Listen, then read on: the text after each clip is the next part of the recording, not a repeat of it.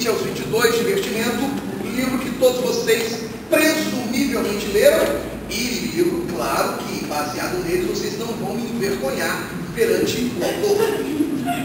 O Paulo Sodré é o autor do Senhor Branco ou Indesejado das Gentes, livro que foi publicado apenas virtualmente, quer dizer, foi publicado em forma de livro, etc., com papel, etc., mas vocês não tiveram acesso a isso porque o Paulo, por motivos e ele, diz respeito a ele não quis republicar.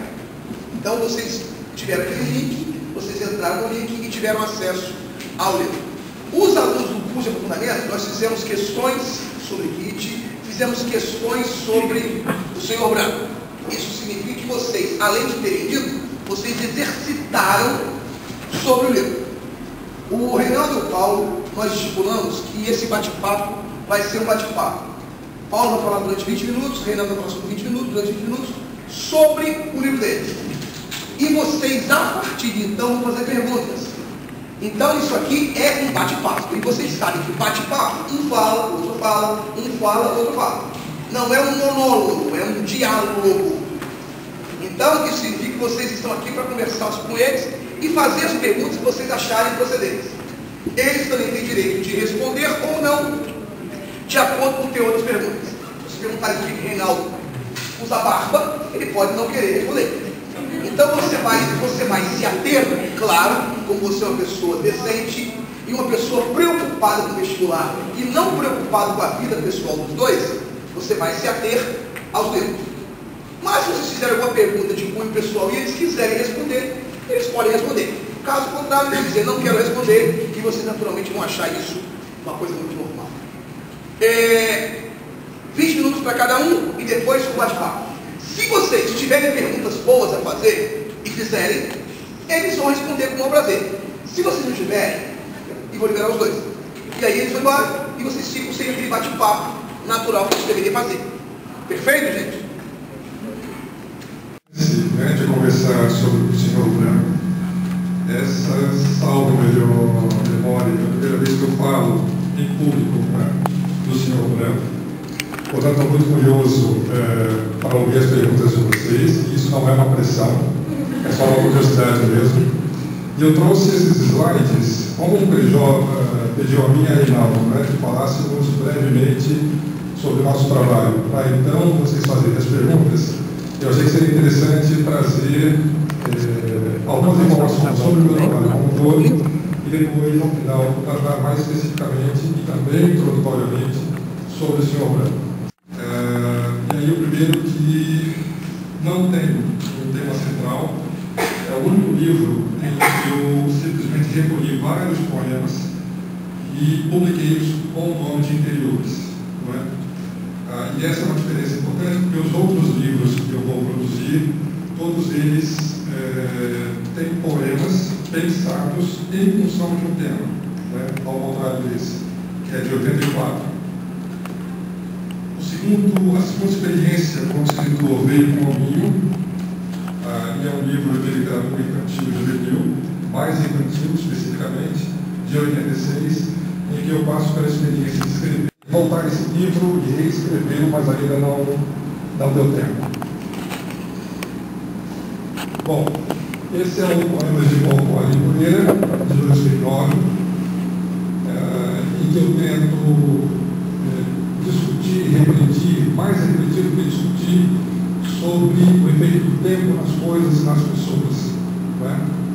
Daí o título do poema de Paulo Moreira, porque justamente o tempo nos causa essa sensação de que quando a gente percebe o tempo, a percepção do tempo parece que tudo já virou poeira, tudo já virou pó, na velocidade como o tempo passa. Os rastros que ele deixa são normalmente empoeirados, um resíduo muito fino do que ele foi, certo? Portanto, esse é o propósito desses poemas. A última experiência que eu tive foi Vida à Folha de Capim, que é um livro de literatura infantil juvenil, ilustrado pela Icléia Santos. É um texto em que eu tento me desculpar com os leitores em relação ao que eu fiz em Ominho. Ominho tem uma tem uma vantagem e uma desvantagem, que é a vantagem de ser um texto muito poético. E justamente por isso, ele é excessivamente poético para uma criança, meu público referencial. E aí, nesse sentido, a fotografia, eu preferi investir numa narrativa, numa história, que é o seguinte. Quando eu pensei no livro, eu pensei em 3 partes. A primeira parte seria percurso de sombra e frescor, e aí nessa parte, o que eu tento expor é os homens, as pessoas, inadvertidamente no livro, 1, 2 e 3, acompanhando cada uma das partes. Certo? Quando eu tive que fazer isso, a minha primeira reação foi a de descontentamento. Eu preferiria que o livro tivesse apenas aquelas 3 partes e ponto final. Tivesse o livro 40 páginas, 50 páginas, não me interessava. Ele estava fechado em si mesmo. Né?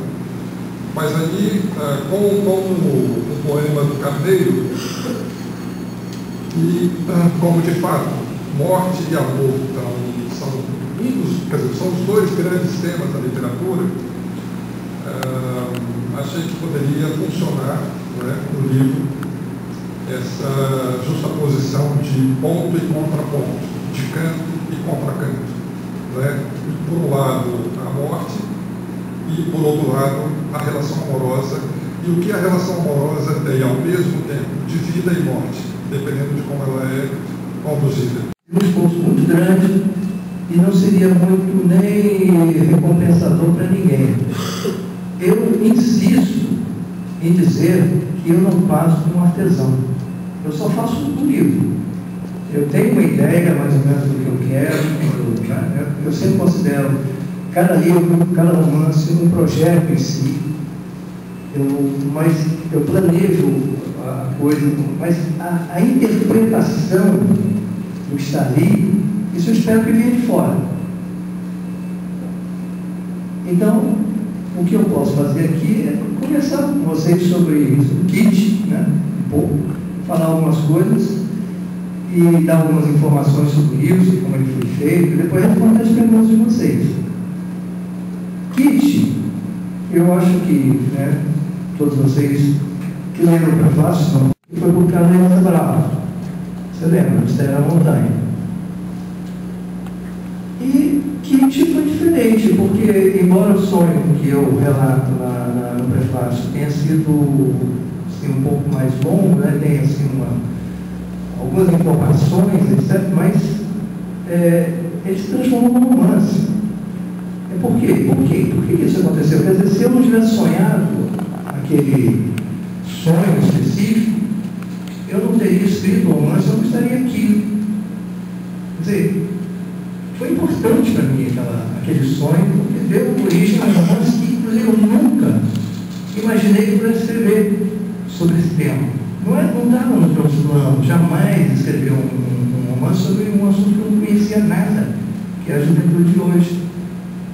Mas o sonho me levou a isso, o sonho me impressionou tanto, não sei porquê, baixou, veio, ficou, que eu achei que, sei lá, acionou alguma coisa. Eu não sei explicar essas coisas. Quem gosta de explicar essas coisas são os psicanalistas, que adoram conversar com escritores para saber como funciona, né, Paulo? Essa criação literária. Eu não sei explicar, nem me interessa muito explicar isso. Isso que aconteceu. O sonho ficou na cabeça. E aí, então, aos poucos, eu fui assumindo o projeto, assumindo aquele sonho como um projeto de romance. E, logicamente, para isso, eu tive que procurar a juventude de hoje, onde ela está. Não pessoalmente, né? Até porque eu sou muito ruim de abordar as pessoas, essas coisas todas. Meus filhos já estavam, pelo menos o primeiro casamento, já estavam muito crescidos e não eram a juventude que eu queria. E, no caso, então, eu tive que ir aos blogs. Felizmente, né, quando esse sonho veio, quando esse projeto se manifestou, já havia na internet, já havia os blogs dos jovens, muitos blogs do Brasil. Né? E inteiramente à disposição, uma biblioteca mesmo, que você, né, consulta em casa. E foi ali que eu encontrei a juventude. Pelo menos a juventude da maneira como ela se mostrava nos blogs. É lógico que eu dependi muito também da sorte, né? Eu fui, sei lá, nem lembro mais direito como é que eu entrava. Acho que havia até uns sites, acho que deve haver ainda uns sites com uma porção de blogs de vários estados do Brasil. E eu entrava ali, lógico que eu, de preferência, frequentava os blogs das meninas, porque a minha personagem principal era uma menina.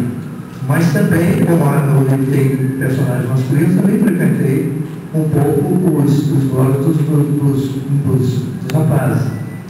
E tirando dali aquilo que me parecia aproveitável, não sociologicamente, não mesmo, nem mesmo psicologicamente, nem antropologicamente, nem nada disso. Aproveitáveis literariamente, aproveitáveis como literatura. Porque também o meu compromisso não era criar um retrato real, um retrato jornalístico, um retrato o que é que muita coisa que está ali naquele livro, nesse livro que vocês leram, foi inspirado, ou às vezes até transcrito, deles e transformá-la inteiramente, sem me afastar muito dela, mas transformá-la em linguagem literária. Mais alguma coisa que você sofre aí? Eu não sei, cara. Não sei mais. Meu tempo já esgotou? Ah, então ótimo. É isso.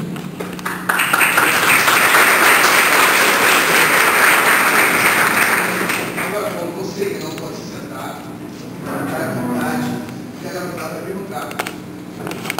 É o seguinte, eu não pretendi entender a juventude. Isso aí é difícil demais, principalmente uma pessoa como eu, acho que eu não entenderia, não conseguiria entender.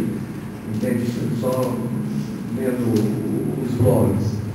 Eu estava pretendendo captar, né, o universo deles para transformá-lo em literatura. Agora, a grande diferença que eu vejo, né, entre a minha época era muito, sei lá, muito careta, gente. Muito careta comparado com a de hoje. Isso aí, ainda mais, é difícil também você analisar direito isso, porque a minha época não tinha uma porção de coisas que vocês têm hoje, né? Não tinha internet, não tinha televisão, não tinha shopping, né? Não tinha boate, eu acho que também muito pouco. E eu também não era um adolescente típico, né? Eu era muito caseiro, muito introvertido. Então, acho que a diferença é de um extremo ao outro, realmente. Mas eu não saberia precisar muito, não. Eu gostei da pergunta, mas simplesmente... Mas, Reinaldo, deixa eu fazer só um adendo. Você, aos 18 anos, foi 64. 64. Quando começa a ditadura militar. Sim. Você, em 66, você tinha 20 anos de idade, já era universitário, e a efervescência política era muito mais intensa do que a efervescência política de hoje. Não seriam jovens diferentes, não, por exemplo, essa juventude de hoje, ela é muito mais superficial que a juventude da sua época. E a minha foi mais superficial que a sua e menos superficial que a deles. Me parece que as coisas estão encaminhando para uma superficialidade total, que é kit, né? Sim, veja, eu não quis dizer isso, né? Não pode ser. Eles sabem exatamente o que eles são, sabe? Eles têm essa consciência. Por isso é que batalham para ser diferentes. Eles sabem disso. Eles têm professores que falam isso para eles diariamente. Você na frente, né? Fatos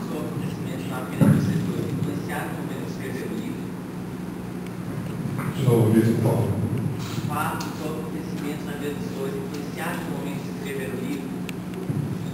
Se a sua vida, se alguma coisa que aconteceu na sua vida, né? Se ela tem alguma influência no contexto. Essa pergunta é muito pertinente.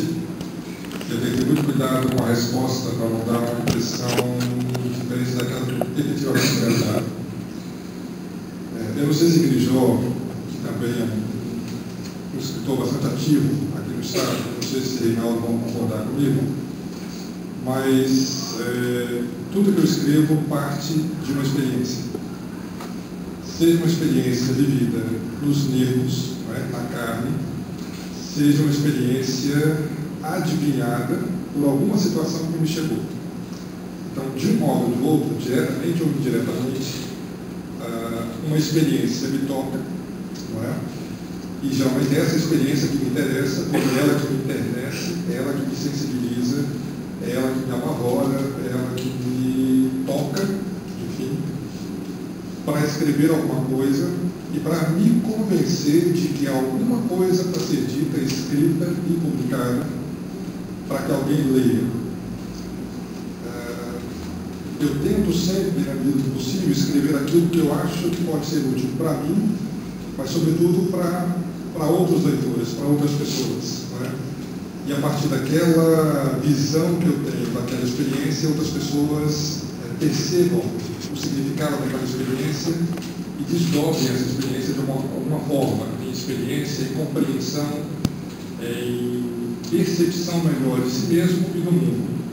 Eu não consigo desatrelar a literatura do que poderia ser uma função, talvez, da literatura.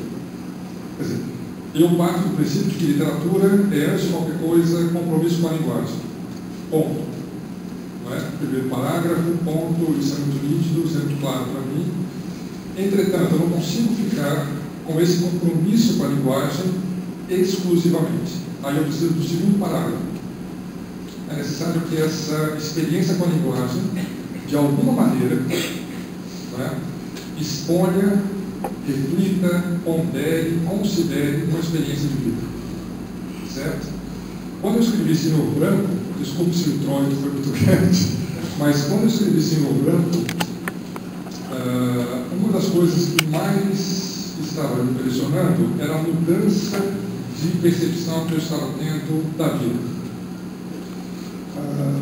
Eu tinha chegado aos 40 e comecei a perceber as coisas, as pessoas, as minhas atitudes, o meu modo de ver as coisas de uma forma diferente. E estava muito impressionado com a leitura de poemas ligados à morte, a experiência do desfecho, do encerramento. E comecei a pensar muito sobre isso. Eu me lembro que quando eu comecei a escrever o livro, eu tinha ficado 4 anos afastado de Vitória, em São Paulo, e quando eu voltei para Vitória, uma das primeiras coisas que eu observei foi o envelhecimento dos meus pais. O que me deixou muito entristecido, por um lado, e muito ciente do que é o tempo mesmo para mim e para as pessoas em geral. E comecei a pensar muito sobre isso, sobre as rugas deles, a passagem deles no mundo, na minha vida, na minha história. E comecei a pensar também na minha passagem, nas minhas rugas, nas minhas hesitações depois dos 40, do que eu deveria fazer com o tempo que a princípio me sobraria. Não sei se eu estou sendo muito pessimista, mas quando alguém chega aos 40, 50 anos, não dá para pensar ainda com muita veemência e muito entusiasmo sobre uma ascendência. A tendência é de pensar que, bom, se boa parte das pessoas está vivendo até os 70, 80 anos, parece lógico pensar que a partir dos 40, a partir dos 50, há um declínio, inevitavelmente, naturalmente. E nessa lógica é que eu entrei e comecei a pensar as coisas de uma forma diferenciada e comecei a pensar na morte também de uma forma diferenciada. Se até então eu pensava na morte como algo esquisito, escuro, escuso e sinistro, sinistro hoje tem muito sentido, Não é sinistro. Pois é. Então, eu fiquei refletindo sobre isso tudo. Por isso que o Senhor Branco tem aquelas 3 partes, A parte que não se percebe nada sobre a morte, passa-se distante dela, aquela que se pressente a morte e aquela que se tem a morte ali bem ao pé de si. Não é? Daí essa experiência ter sido fundamental para conseguir escrever esse setor. Sabemos que a linguagem é crucial. Todo projeto que eu embarco tem que ter uma definição da linguagem que eu vou usar e que eu vou trabalhar nesse projeto. Agora, a parte de vivência também não pode faltar. Nesse caso, eu costumo dizer que o que entra nos meus romances em termos de vivência se divide em três assim, áreas, né? A nossa própria vida, que a gente vai vivendo e vai aprendendo ou desaprendendo, essas coisas todas. A vida dos outros, que a gente, de certa forma, a gente assiste, vê o que acontece com os amigos, com os parentes, até pessoas que a gente ouve falar que aconteceu isso ou aquilo. E as leituras que a gente faz, né? Porque isso também é importante. Isso também, às vezes, um conto que você lê dá uma ideia para você escrever um outro conto sobre a mesma temática e, de certa forma, original, quer dizer, uma leitura e uma abordagem original daquele tema. Então, nesse caso aí, é assim que a gente trabalha, eu acho. Acho que praticamente todos os escritores. Se bem que alguns não se preocupam nem um pouco com a linguagem, né? Acho que já sabem escrever literariamente e senta o pau. Agora, eu poderia dar um exemplo de um livro, já sabe o que vem por aí, que foi uma experiência, ele é todo, um romance que eu escrevi, foi publicado em 1989, que é todo ele em cima de uma experiência amorosa real, que eu realmente experimentei aquelas circunstâncias todas, e resolvi escrever sobre aquilo. E o projeto, ali no caso, a diretriz do projeto era só colocar dentro do romance aquilo que eu lembrava daquela experiência. Só que, lógico, transformando, através não só da linguagem, mas também de alusões, referências, metáforas, essas coisas, transformando aquela experiência foi uma experiência amorosa, mas foi muito banal, que não chegou a lugar nenhum, ou seja, não chegou nem a cama. Então, transformando aquilo ali num romance e transformando em literatura. Então, aquele projeto especial foi todo ele calcado numa experiência vivida. O Muito Soneto também.